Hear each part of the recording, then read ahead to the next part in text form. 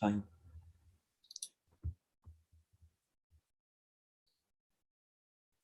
All right.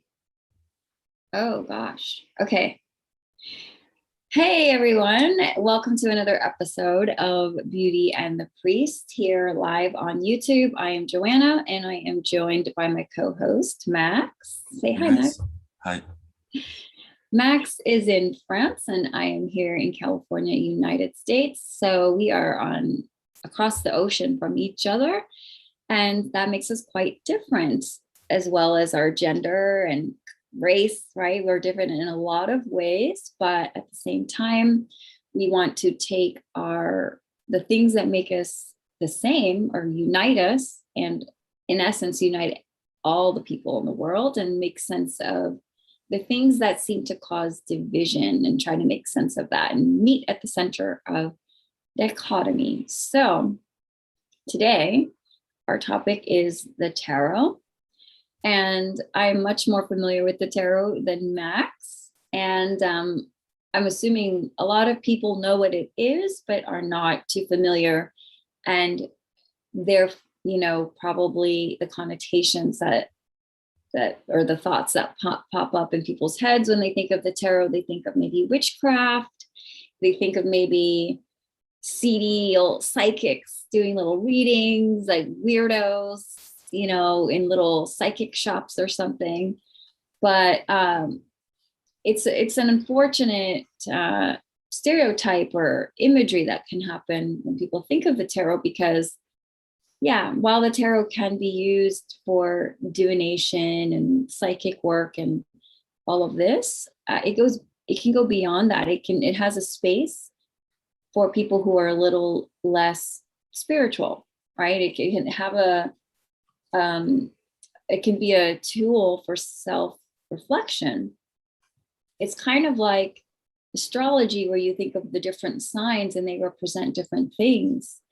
Like Pisces is a sign that represents water and intuition, versus Aries, which is a sign that can represent fire and that masculine energy. So in essence, all the tarot cards are archetypes, which have actually have significance even in, with Jung's work in psychology and just like the use of archetypes.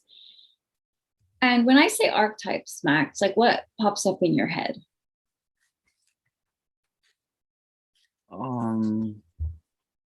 For me, archetypes are like the common personality trait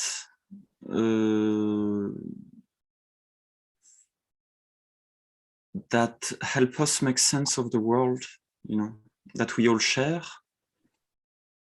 It's like patterns for persona is the way I see it. Yeah, I guess putting it in that context, it's almost like when you watch a movie, there's always an antagonist, a protagonist, good guy, bad guy. Then you have sort of like the comedic relief, and then you have the love interest. Those are an example of different archetypes, right? Where like in a movie, you kind of fill these roles. So in life, we have different archetypes, right? And when I say life, I'm talking about our own individual dramas where we are the protagonist and we are the hero, potentially villain for some of you.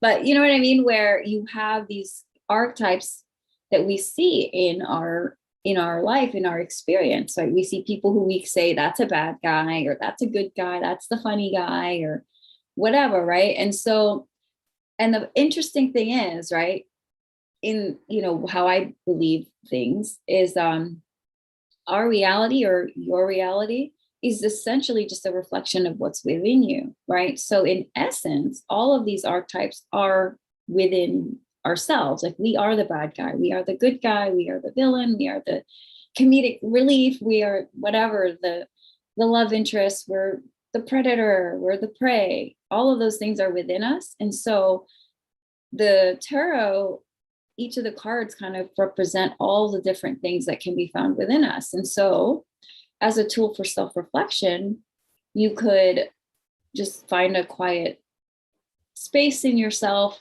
find some quiet time, and really just, it's almost like, for those of you who can't seem to meditate because your brain is loud, maybe try the tarot, right? Because it's not like you're not being forced to just sit still and be quiet, but you can still have some self-reflection in this way, where you can draw a tarot card, and based on what that card represents, ask yourself, what is that card trying to tell you, right? So I guess for those of you who aren't familiar with the tarot, it might be hard for you to think, man, I'm not going to know what any of these cards mean. But in a lot of ways, they represent, actually, not in a lot of ways, but they are the foundation of your regular playing cards. Now, when you look at the suits of the regular playing cards, right, you have what? The diamonds, the hearts, the clubs, and the spades. In a way, we already see archetype with these cards, right? I don't think we think about it like this all the time, but when people think of spades, what do you think of when I say spades, Max? For me, I think of the ace of spade for Motorhead, you know? But yeah, okay. See, in a lot of ways, and what about Queen of Hearts? The queen in Alice in Wonderland. Yeah. So there's already like a way where people have used cards and symbology in cards that personify or connect us to these symbols. So that's basically what the tarot is. It's just symbols. And because they're based on archetypes, which are based on humans, which are based on humanity, which are based on us, the tarot just provides us a way to self-reflect and to go within ourselves.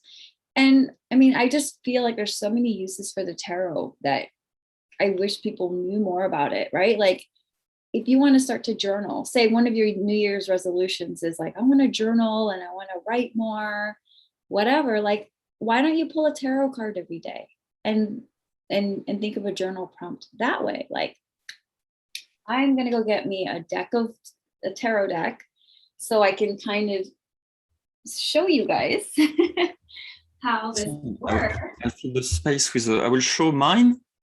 I will show you guys my tarot deck, which is a very special one.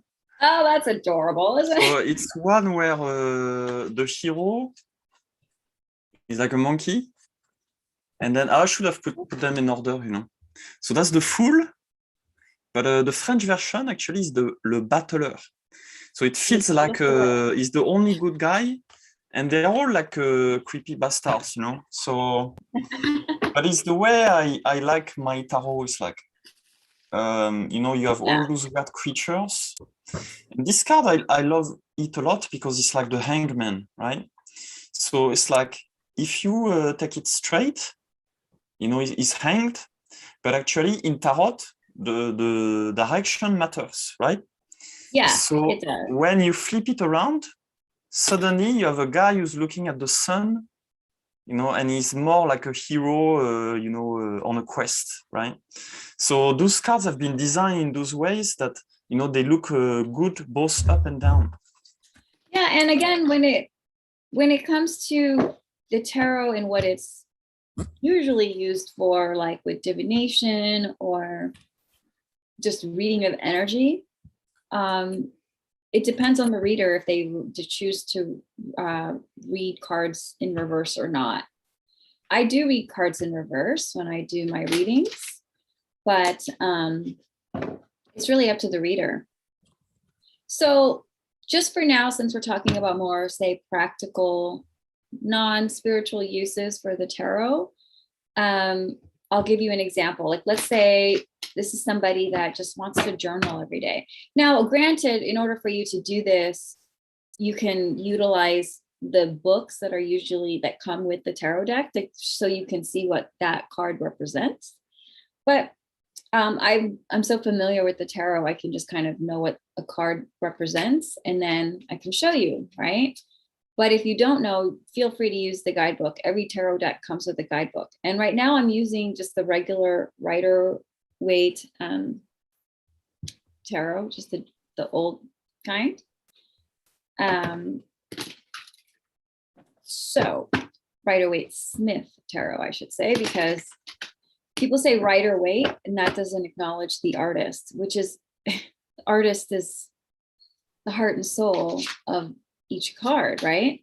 So like the tarot deck you were showing, that clearly doesn't look like the Rider-Waite Smith tarot. So each tarot deck, there are multiple thousands of different types of tarot decks. And again, that's like the artist representation of these energies. So, and depending on how you read a card, some people look at the images, right? And also still pay close attention to what the card represents, but also use the images to channel their intuition and what have you. But let's pretend I'm somebody that just wants to do a journal entry every day. And I'm thinking, okay, let's see what the tarot can do. So you just shuffle, grab a card, right? Let's grab a card. We have the Ace of Swords. So the Ace of Swords, well, first of all, the swords energy is like that spades energy, we'll say, because there's 4 suits and they're all based on... What if you did my tarot right now, Joanna? Maybe that could be fun. Huh? If you did my tarot, if you did it for me, that could be fun. Yeah, I can do that for you. Yeah, let's do that when we go to the more spiritual uses. I would love to do a tarot reading for you live. That'd be fun. So Ace of Swords, like the swords energy is about information, wisdom, knowledge, ideas. And with the ace, right, we know what ace means. This is like your Ace of Spades, actually, which is interesting. Yeah, that's what I was thinking about. Yeah, it's about newness, beginnings, and like catalyst, I would even say. So if you were doing a journal entry and you picked up Ace of Swords, you could say, ooh, Ace of Swords. What are some new ideas I have? What are some new revelations I've had lately, new epiphanies? Then you could write about that. Do you see? Like, because these are based on archetypes. So that's Ace of Swords. I can draw another card here. Here we have, ooh, the Death card in reverse. Now, oh my God, Death card. When you watch a horror movie, they always show death like, oh, like someone's going to die. But in tarot, this is a beautiful card to get because it's about death and rebirth. Like what in your life is dying, right? And being reborn into something better. So if you pull a Death card in reverse, if you're doing journal prompts or just self-reflection work, you could say, what have I had to say goodbye to recently? What has had to end for me? And as a result of that end, what have I been able to begin? You see, that's the Death card. Let's see what else we have. Ooh, so this is the 10 of Pentacles in reverse. So because this was in reverse, it's not just what have I had to say goodbye to? It could be like, what am I refusing to let go because it's in reverse, right? Like, what are you refusing to let go that you need to let go of? And then once you do, what can finally come to life, right? So now we have 10 of Pentacles in reverse. So the 10 of Pentacles energy is about abundance, finally kind of reaching this epitome of like, I've succeeded. And you can see in the picture, I'll put it in upright, where there's like a sense of this man coming home to his family. Like I left home and I'm come back and I'm successful. So this is about success and meeting some sort of material goals for yourself. Now it's in reverse. So if you pull this, you could say, how am I not meeting my goals? Or what am I missing? Like, do you see how it can serve as a type of accountability? And in any case, it'll allow you to really reflect and go deep. So you can discover yourself, which I think is lacking in our culture. There's no self-discovery. We're consistently looking outwards for things and people to tell us how to be and how to behave and what to think and what to like this way with self-reflection, and it's fun, it's with cards, and it's almost like got this element of chance. Ooh, like what's that card that just popped up? Let's find out. Hey, Wheel of Fortune, upright. In what ways?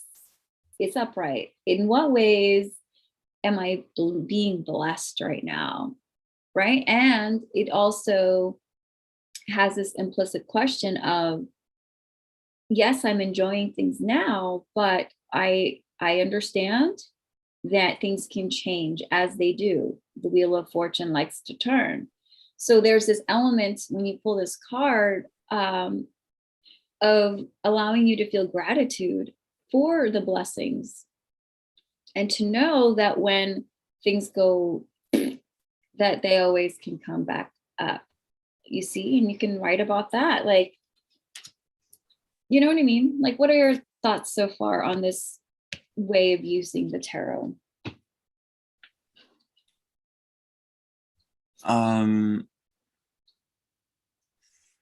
Well, I like it, but for me, how to like, I'm trying to understand like the mechanics behind it for it to have validity. It's like the same with astrology, or I used to be very skeptical of meditation, but then meditation turns out it's not just religious, it's good for the brain. Then hypnotherapy, but hypnosis is a real thing. Then astrology, until I had someone do it for me, where I felt like, okay, maybe there's something to it. And tarot is maybe the thing I don't quite fully understand. And for me, I suppose it's quite important to believe something that I understand, the base of it. So yeah. my interpretation of it, which so I have my real tarot deck actually that I found quite unique in Glastonbury. Is one from Botticelli. So it used like a lots of scenes from Botticelli paintings. And I removed, the headings, because there was all kinds of weird, and like you said, there's lots of different tarot and oracle cards and whatever. And so I used this when I was in, Glastonbury, and then I shuffle it, and at some point, without thinking, it's like one card is gonna fall. Oh, there's two. Or two. And so the way I see it is like it's synchronicity sending me a message, because it's like if I do it consciously, it's not if I pick a card consciously, it's not the universe picking it, but if it happens on its own, it means something, and that's a belief that in a way aligns with quantum physics, because it's the field of possibilities, whatever. Or what John C. Lilly have been thinking, like there is a council for synchronicities out there. But so I like it that it's in a way chance is not exactly chance, it's meaningful. In those so I don't know, like, what did I pick? Oh, there you go, the sword. Oh my gosh, there's some strong Ace of Swords. So Ace of Spades. That's the Knight. I feel like that's the Knight of Swords. That's right. So, well, I've been thinking about my own journey, when I've seen those, and they're gold-plated as well, crazy. So there's something, a really beautiful cards. Knight of Swords is fast-moving energy. So there's something swift, something fast that has to do with this ace. Okay, we've drawn Ace of Swords 3 times today. Well, 2 times, but you brought up Ace of Spades when I asked you. That's an interesting synchronicity, right? Because the spade is really the knight with the sword, right? Well, yeah. What could that mean then? What could that mean? Hold on, let me grab my little lapis. Look at my beautiful lapis. Oh, yes. Yeah. It's mine. Contest of lapis lazuli. So Can I say something about this piece though? yeah, what is that? So it's a lapis lazuli. Is it really? Yeah, it is. I can't see the blue. It looks dark to me, but yeah, I love lapis. Light. Okay, there it is. Ooh, I love it. So I brought it when I was in a festival in the forest, and I left it near the fire, and I wanted to see how it looked. And inside of it, it started glowing. Like there was a glowing light in this, and like everyone was like stone, completely amazed. It's like there was the stone was literally glowing from the inside, even though it was put away from the fire. But I couldn't reproduce it after that. But there was something magical about that night. Oh. It's like the glowing stone. Anyway, that's a beautiful story. Oh my gosh! No, that's my favorite crystal is the lapis. I feel that you have a lot of new ideas. Something that's very, and I know you've had some ideas already, but there's something new. There's something new that's come up for you that I don't even know if you've shared with me or not. Like you have revolutionary ideas, but I feel like there's something new that must have happened for you, like something, I don't know where you got it from, and I feel that it makes you want to go towards something quickly, like it's making you energized into wanting to share this idea or do something with this idea. Can I show my sword then? Huh? Can I share my sword? Yeah, which is your idea or some new aha realization? That's my sword. That's my new sword lately. What is that? Feathers. Oh, feathers? Mm-hmm. Tell me about that. So, I've mentioned it previously, but I sort of get more and more energetic connection. But I have body armoring, energetic armor that I need to get rid of. In a way, I'm in an inner fight against this armor. Like I'm in a significant amount of pain. I've been looking for some tools to help me. So I used feathers, that I used to find. And then eventually I said, well, I'm going to buy a bunch of feathers, like a big package. And then I used, like this huge bunch of feather. And then I put it near my body or sleep on it. And then I realized this armor is breaking fast. So to give a bit of context, because I'm like apprentice shaman, but in a way it's coming to me more than I want to pick it up. It's like things happen to me. And in shamanism, the feather is basically one of the main tools to chase negative energy.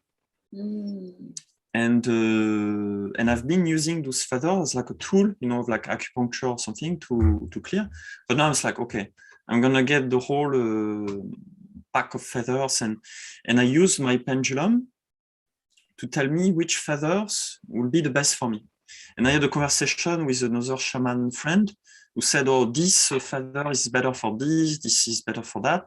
I said, okay, whatever. I'm gonna ask my pendulum. And then I got those. And now it's like I'm doing those, energy clearing in shamanic term. It just sounds like a burp, like brrr. When you go to see a shaman who can clear energy, that's what they do. It's like they take it inside and yeah. So that's my sword. The feather is got the sword. So I feel like I'm doing like exponential amount of release nowadays with those, which is really interesting. So maybe that's what it is. Maybe something else. I mean, you haven't told me that before. I knew it. I was like, I don't feel like I know this. See, like, because it's new. The idea with the Ace of Swords, it's something new. And because we talk a lot about spiritual things, I'm like, I know you've shared lots of other concepts and ideas and things that have happened to you, what your goals are, but the energy I was picking up was, I don't even think you've said anything to me about it.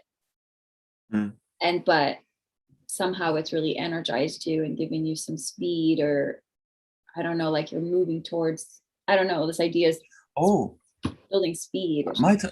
Might have something else as well. So you ready for the big reveal? Yes. Dun dun. Oh. So the ink. So I have been playing with all kinds of symbols, and with my pendulum, you know, like last time you remember I started to play with it, but I've done some progress. So you could say my pendulum is my sword, you know, too. But I ask questions, and I try to, you know, connect to the energy of like symbols. It's like, and I noticed different symbols had a very like release my you know, because I feel it like literally physically in my body, like this release, so I know which symbol works better than others. And I had so there's one I'm gonna share, but I'm gonna look a bit more in this book. Okay. But there is the labyrinth of Chartres, that is known to be one of the most potent symbol to clear energies that I've used. Then I've used you know, another one, and I've tried to draw, you know, with the pendulum, like what should I draw, etc. And it got me to draw kind of like some inks, but kind of a square version of it. So like all the parts are equal. Then I use those like to put on my body or in, you know, near my computer, and I can feel the release. And one day I lost one of those paper on a post-it note. And on my way to work, there was a girl right on the way that I went who just picked up the post-it note and just wondered, and I just passed at this precise moment. And I just smiled because she felt like it was a synchronicity for her to pick this post-it note that I lost. Oh. And me, I was just passing that. Like, what are the odds? That's really interesting. But there's something about the ink. But what my pendulum told me, but I don't know, maybe it's my own self delusion. But that actually there's a design improvement to do. So anyway, I can show those symbols. So they look like labyrinths, but they're not exactly ones. It means that if you start there, you finish there, but it's like you have to go through all the thing to go back. So there's something energetic about it. So this book is used in radiesthesia, like for magnetizers, they use this. And basically, there's something energetic about symbols, specific drawing, and I'm still trying to understand how it works. Because now, like, okay, I can feel something happening in me, but I'm not quite sure exactly the process, how it works, etc. So I'm trying to think of what are the shapes that heals the most, or you know, yeah. So it's another sword that I've used. It's like I draw lots of inks, and I put post-it on my body as well, and I noticed this clearing. I know it sounds really crazy, and it's the kind of thing I will never ever have believed until you feel it. You know, like when you're in it, when you feel it, it's super strange. See, it sounds strange if you use logic or whatever for people that need to tangibly understand everything through the intellect. But for me, the important questions are, did it help you? Yeah, I mean, that's the thing that's weird. It's like, you know, I'm a guy who's actually, in a way, extremely pragmatic. I don't know. You know, I can be, you know, into my mind and whatever.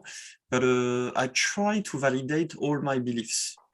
It's something I'm very keen on. It's like I'm skeptical of everything, and then I have to consider all my beliefs. Could they be potentially true or not? If no, why? I consider every single one of my beliefs. And so this is different because it's like, okay, I don't understand it, but I feel it in my body. And so from this, I want to try to, in a way, find the logic, because in a way, we live in a world, dominated by science. Science is our main religion, we could say. It's our main belief system that offers us all the things that, we know, like our computer, electricity, all of that. Huh? So it's a huge belief system that has provided us many good things. But so imagine if there is actually a kind of a precise logic. That's what I believe. There's a kind of logic behind it. It works, but we don't yet understand it. And we have to have the humility to understand that we don't understand everything. Right. It's so funny that you say science, we have to understand, and science rules everything. Science was the reason why I became spiritual. Right? Like, I was completely okay and in my atheist perspective. And then I was just wanting to understand the universe and learn about black holes. And because I was wanting to learn that, I came to this kind of dead end where science is at a dead end. Science is at a dead end in a lot of things that are mysterious, like the brain, right? Any respectable neuroscientist comes to the conclusion that I know nothing about the brain. They just, right. And this is what I realized with physicists. Oh my God, they don't know anything. These are like major, scientists that have come to the conclusion like, holy shit, I think it could just be a simulation. It could be a hologram. So when I got to that place, completely pragmatic, completely atheist, completely, if I don't see it, I don't believe it. It's like, oh my gosh, I need to open my mind up a little bit, because we have hit that wall in that thinking, in that, like, I have to see it, seeing is believing. Like, we've hit a wall. Like, do you want to stay behind that wall, or do you want to expand? Like, yes, there's so much possibility and potential, which makes me think of like that quantum field, right? In the I don't know. And that is why for me now, my only question is when people say this happened, or is this real, or whatever, it's like, did it help you? Then it's real. And no one should be able to put doubt in your mind, because it is real for you. Like, when we think about being able to, particle versus wave, it's like, you have no right to tell somebody what their reality is, right? I mean, if they're harmful, they're harming other people, then yes, we have a duty to keep people around us safe and ourselves safe. But in what you're describing, it doesn't matter, does it? Like, if I think or somebody else thinks it's cuckoo, like, it helped you. What I believe about this is that our evolution, in a way, as humanity, is not so much one of genetic, but it's one of mimetic, or ideological, or belief system. And we can notice in the evolution of a religion that potentially we are trying to find ideological fitness. It means, in a way, it's like the goal of the alchemist too. It's the philosopher's stone. It's like, what is the metaphysical model, object, you could say, that will give us the best understanding of the true nature of reality. And that's why I believe, science is, is one of the most useful tools, that gave us so many beautiful things that we have today.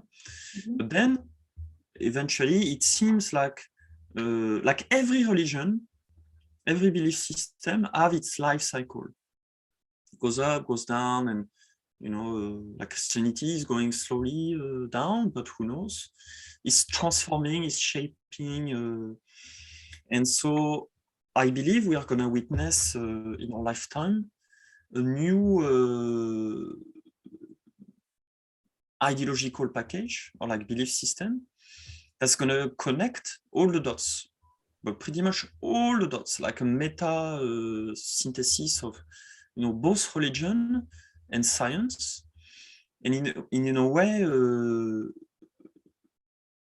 like for me, the passage from being not just atheist but anti-theist, I was really like anti-religion, like really most anti-religion guy you could think of. Like for me, religions were the problem. It was brainwashing, and in a way, brainwashing is not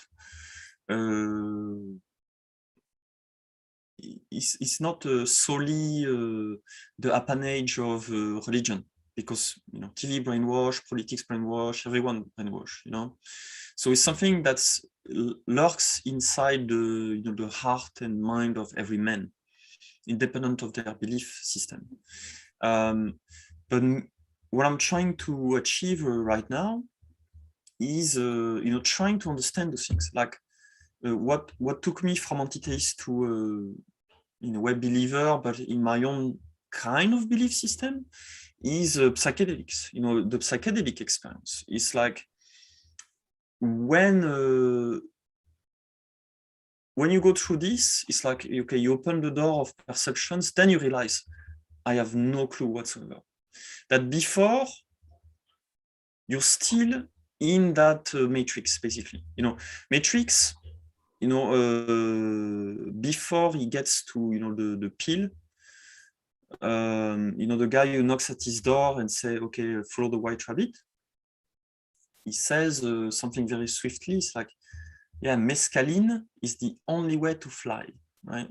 So if that's not an invitation for psychedelics, I don't know what is. And what I believe as well is like Jesus, the Eucharist, the manna, the bread from heaven, was not just a normal bread, because they have bread in the Bible. It's literally a psychedelic. And I could give more and more reference of this, but like in Buddhism, you have the Soma ritual, which is using some lotus, which is psychoactive as well. I believe that the spiritual experience is, psychedelic experience, and all, many, ancient traditions, shamanic. Pretty much all shamanic traditions use psychedelics, but they all use different ones. So Native Americans use mescaline, cactus, but in Europe we use magic mushroom. Yeah. So and when you do this, it's like, okay, I know nothing, I have everything to learn, but there's something that I think our culture is waking up to, that I don't know. I think it's really beautiful. It's going to change everything. I think it's so interesting because I was just getting, I don't know, I guess messages, but let's say, since you were so anti-theist, let's say you were so much in that masculine energy, and to get you out of that, you needed something of the earth, which is like very feminine, to call you out of that, and to entertain something other than yourself, right? Like this unity, this ether or whatever. And for me, like, I was in a feminine energy, albeit atheist, and it wasn't going to be like, I mean, granted, I probably could have gotten there with psychedelics, but then there'd be always a part of me that's like, yeah, but that was just the drugs, like that wasn't. So it was something more masculine, like science, that was going to draw me out of that. I like, again, it's like that whole polarity, and with polarity integrating and finding that center, which is what I was just thinking about just now, with like the different paths we took to get to this idea of non-duality, of connection, like because like I said, I got there through science, which is weird because I'm like divine feminine, but then you're this divine masculine energy, and you needed something like earth, and I just thought that was interesting. Yeah, I mean, my first psychedelic experience was such a profound spiritual experience. Mhm. You know, like some Yeah. people will dismiss it as like, okay, it's just a trip or whatever. No, for me, it was a very profound spiritual experience. That's it, huh? Yeah. And like in a way, it completely changed my path through life. And I'm still trying to unpack some of the insights that I got from there. It's like a, and that's what one of the stigma I want to help people release. Is like, do not feel guilty for taking those, you know, Mhm. because the moment you feel guilty about it, you're gonna feel bad about it. It's not good. It's like it comes from the earth. Consider it as like an interface between your world and the other world, like whatever. And I hope we would, like decriminalize them, legalize them, but also remove the stigma attached to them. Because once again, all shamanic traditions have their tools, and we have lost it. And if you go back to the very origin of religions, like most of them take their root in the shamanic realm. Mhm. So what I am a promoter of is a return back to our shamanic roots. You know, using ayahuasca, those are just tools. And for me, in a way, what's better? You know, do you use a pill from, Pfizer, or something natural that, grows out of the ground? Like, for instance, you have an Egyptian symbol on your wall. Like cannabis has been a sacred plant for the Egyptian that help them, achieve higher wisdom. In fact, the goddess of wisdom for the Egyptian, her name is Seshat. So on her head, all the Egyptians, they have like a symbol or whatever. So the one who has a cannabis plant on her head, she's the goddess of wisdom. So that's how important cannabis was for them. And we have to consider the context from which things arise. If cannabis was such an important part of Egypt, Israel is just next door. In the Middle East, it's been part of the culture for a long, long time, until the Romans, decided to stop those. Yeah, I mean, obviously, there's a whole history of why certain substances have been made illegal, or a lot of media and marketing has been put out there to villainize people who use these substances, right? And we don't really have the time to get into it, but we can certainly maybe dedicate a show on this. It hasn't been for reasons that really deal with protecting people or keeping them safe, right? Because we're not even allowed to study. Look, I think to add some fuel to your words is the heretics, the one where the beginning of the Inquisition was to the Cathars, so the French good Christians that were the keeper of the Hermetic tradition, which became heretics. They were using psychedelics because they created some churches with a big mushroom in them. And so that's what spawned, the book, The Mushroom and the Cross. But something to understand is like someone who takes, those medicines, it's like they cannot be controlled by belief system anymore. It's like all the brainwashing vanishes, and then you reconnect to your own inner wisdom. And of course, it creates some people that are extremely empowered and that are not buying into the bullshit around. And so that's why I believe it's, the rise of... So my theory is this, is actually, we think too much that humans are in control but in a way, we are in a symbiotic relationship with our environment. Yeah. And we could say that, look at COVID. Yeah. But so we could say that some periods have been sponsored by some substances, like the Renaissance, the Enlightenment period, happened, interestingly, after, the printing press advent, but not quite. It happened, actually, when the social context shifted from alcohol to coffee. So suddenly you had some people who, instead of being brainless and will sip coffee and being excited and will have lots of ideas.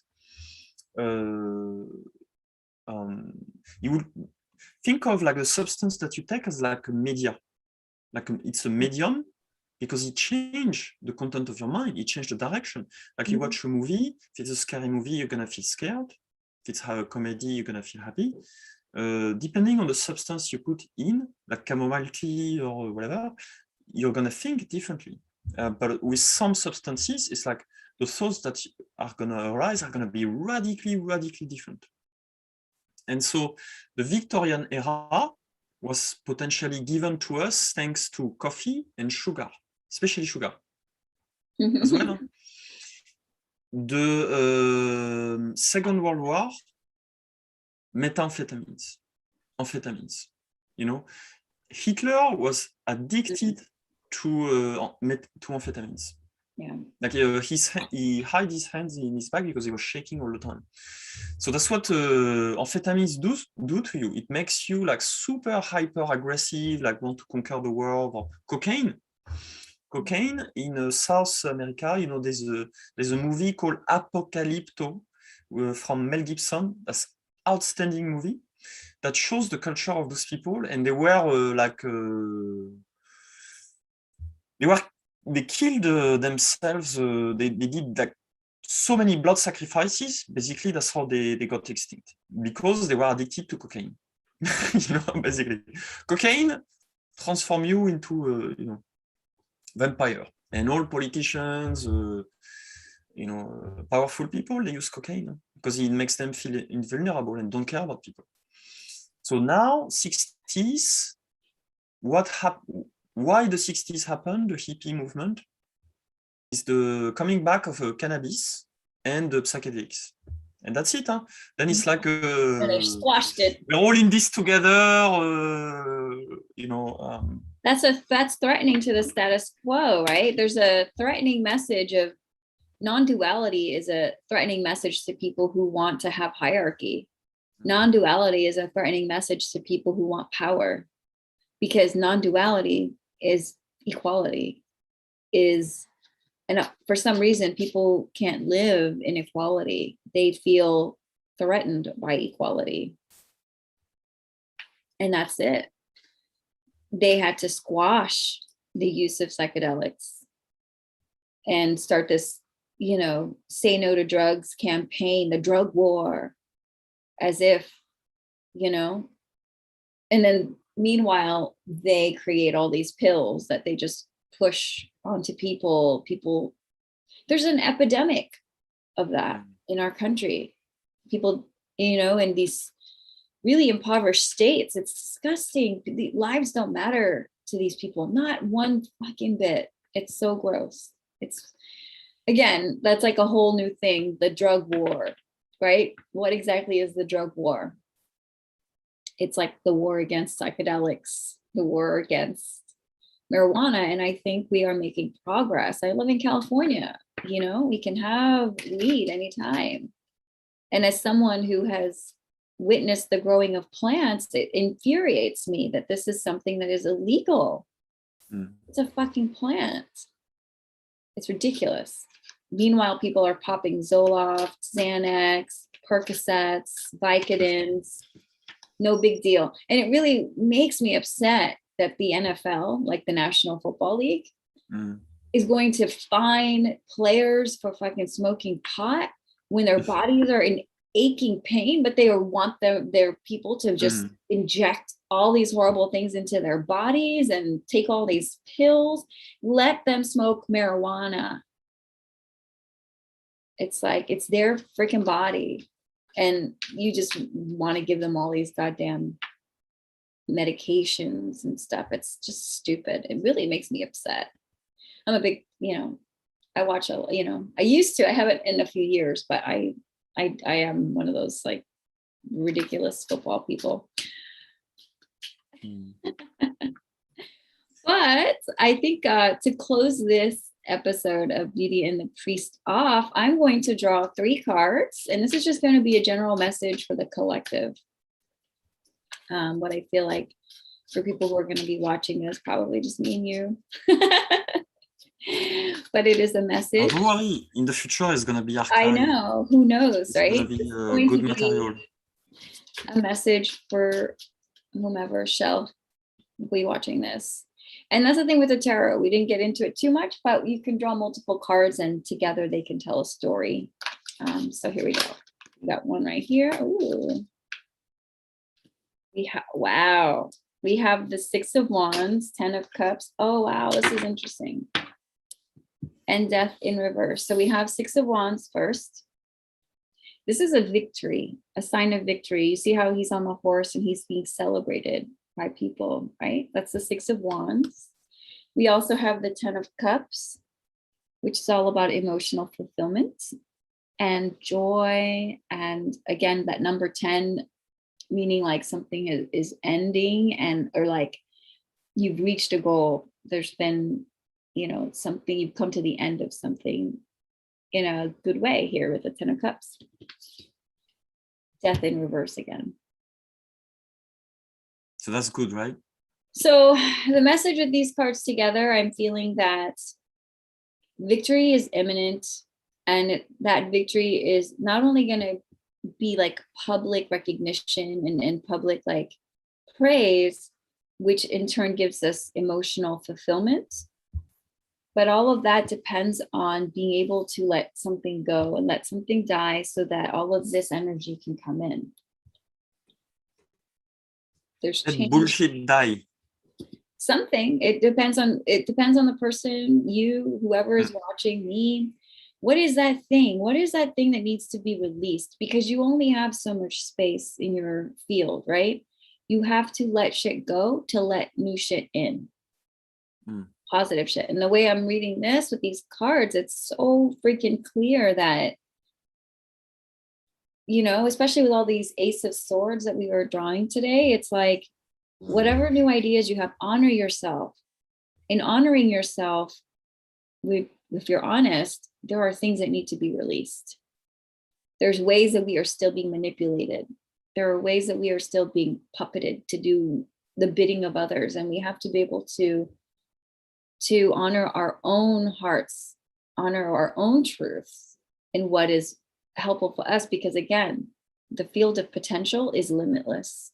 So whatever you manage to become true for you, great. Doesn't matter what whoever says about it, right? So release other people's hold on yourself and find your own truth, and your own truth will give you victory. Public recognition is also an energy here, and praise, which will give you emotional fulfillment and joy. That's the outcome. That is our reading for today. It's beautiful. That's twice on the Death in reverse and 500 times races. So beautiful energy. Yay. So Max, what are we going to talk about next week before we take 2 weeks off? By the way, we're taking 2 weeks off after next week because I'll be in Hawaii. So Max, what do you have on the docket for us for next week? Well, honestly, I wonder if I'm not going to keep the tradition and just do it on my own next week. If you agree with it. Hey, there you go. Say goodbye to routines. Okay. Let's welcome in random. Let's do that. Yeah, maybe I'm gonna talk about my project, so Psychosoft, software for the mind. Yeah. which is basically, well, I don't like to reduce it, so I'm gonna present it in two ways. One is a spiritual alchemy, but one is another metaphor, which I will call software of the mind. So one is a very masculine, software-based, metaphor that people can understand.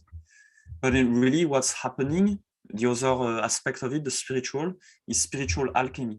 It's like, how do I use my practice to help people transform their shit into gold, basically.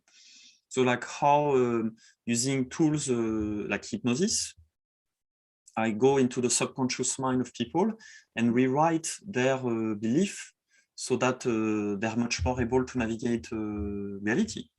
Not only that, but also take their trauma and use it as like transmute their fire. Like instead of being a fire against them, it's like the fire that will Radiate.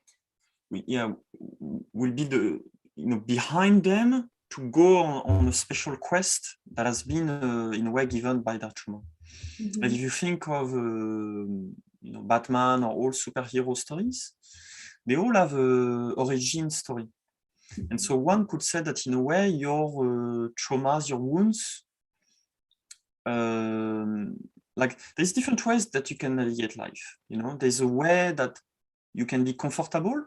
You can do something boring that pays the bill, or you can do something you like, that is fulfilling. Because what I've done for 15 years, I have the career that was quite fulfilling. I've done what I liked, software that made paintings, and it was great, and I really enjoyed it. But eventually, I came to a point where I wanted more meaning in my life. Mm-hmm.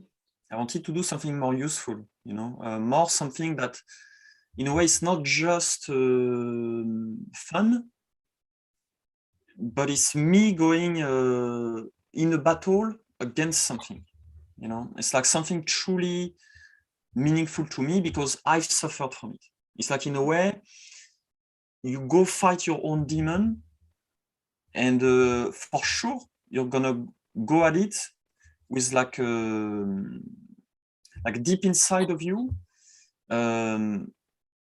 this become like an inner battle and an outer battle. But like when you solve your inner conflict and you have clarity subconsciously, because people believe that they can heal consciously, never works. Psychology doesn't work. But what I'm able to provide, and it works again and again and again, it's like rapid transformation of people. Imagine if only people will just believe it, because in a way it works through belief. Like you could say that the main effect of hypnosis is the placebo effect. Well, I don't want to say too much, so I will keep it for last. That's cool. Yeah. I feel like whenever you feel called to share that, it's going to be the right time, because I know you've said it, like maybe I'll talk about it next time, but I think whenever you share it, it's going to be when it's the right time. So, because it's a really cool concept. And again, progressive, you're just a progressive, you like to break things. For me, it's not a cool concept. For me, it's not just a cool concept. It's not about cool.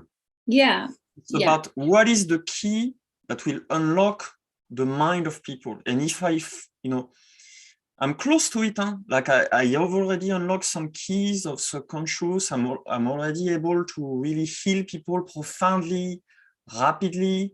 And I wish people will listen to that, because it's true.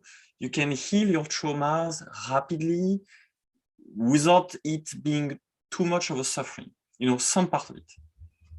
But why would you want to do that, Max? Our mental health, the way we handle it now, is perfect. It works perfectly for millions and millions of people. Just give them drugs. Just not psychedelics. Yeah, right. Sarcasm. Yeah, no, I think our mental health certainly needs a revolution. So if you got something, I think people should certainly listen, right? So Awesome.